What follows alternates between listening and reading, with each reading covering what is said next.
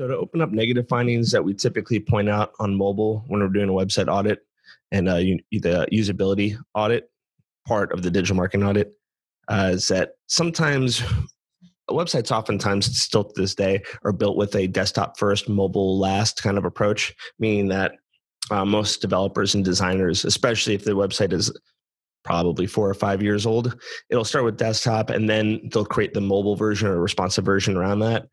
Typically we see, and this is what we're doing ourselves, is we actually build it mobile first and then the desktop comes afterwards. It seems counterintuitive. It really isn't. And then as far as development and the timeline, the developers that we have and sometimes we've consulted with really haven't seen it turn out to be more arduous, I would say, to do that approach. I think that it works out pretty well.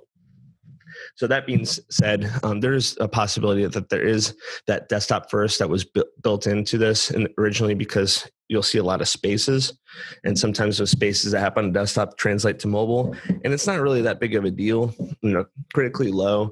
I mean, you're just kind of forcing someone to navigate through your mobile a little bit more. It takes a little bit longer. White spaces they're not as professional, but by no means is this like going to make or break your website. It's just, they're there and they don't need to be there is kind of a big thing. Testimonials rating is unaligned. So this is like a little bit more. So you have spacing issues and they might have alignment issues. So if things don't really kind of get tight together, like 5 stars, you should look at 5 stars in a row. And then because of like the width that's going on here, it kind of gets smushed in. And then you see a star kind of falling off at the bottom. So again, not really that big of a deal. But then if you start kind of adding these up, you start having, things that are misaligned and things that overlap, and then the font is too small, then all of a sudden you have kind of a poor user experience on your hands. That's why it's kind of like not a big deal if you have a couple things going on, but every once in a while you want to look at it and consider what could happen as a whole. Again, above the fold contents lacking achievements and trust indicators. So maybe in this situation, there aren't really those awards or accolades or the reviews or your testimonials that people are maybe looking for on your desktop, and it doesn't really happen on mobile. That can be an issue. Footer content in this situation is a little bit harder to read than it is on desktop. No menu link is in the floating header.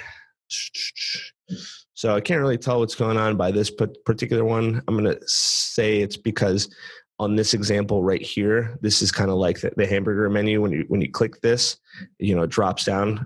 For here, doesn't seem to be anything going on here. So then that makes it very hard to navigate for mobile, and that can definitely lead to a lot of issues.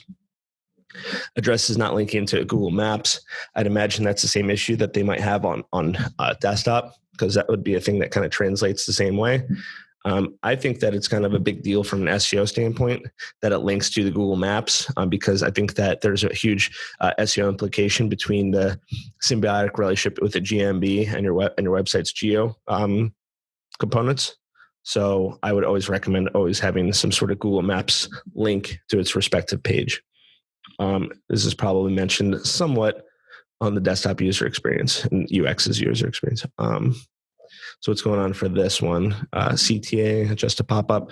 Yeah, pop-ups on mobile are dangerous. They should be always thoroughly tested to make sure that it fits properly. In some instances, you might want to just eliminate having a pop-up on your mobile versus desktop, because on desktop, sometimes it's simple to just click an X and then it's gone. On mobile, tapping an X and something, or even being able to see the X is, not as much of a guarantee. So that's probably an issue there. Social buttons for social validity is always important. You should always have some sort of relatively consistent engagement in social. This audit isn't so much the social component.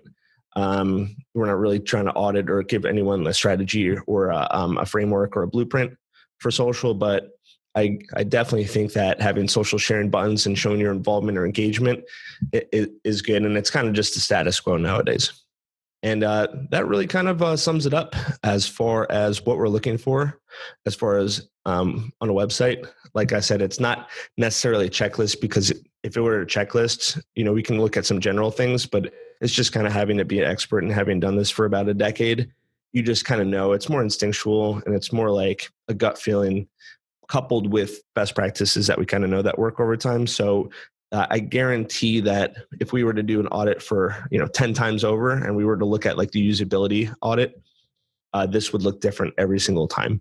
The other things that would look the same were your on-site optimization, later on maybe content strategy. We're going to be looking for the same things consistently, but then having different say, and then different feedback for each thing. But as far as the website itself, I guarantee no matter what, this is all going to be different every single time, because it's contingent on the creativity and the design of the website, and it evolves over time. So I think in the next couple of videos, what I'm going to do is I'm going to go through, and you'll see that it's not exactly like uniform step by step. It's going to be kind of going through, page by page, and kind of seeing the point, things that stand out, kind of using some of the things that we're looking at here, but then there's probably going to be some additional things. So you'll see how I can briefly go through a website and give feedback in the next few videos.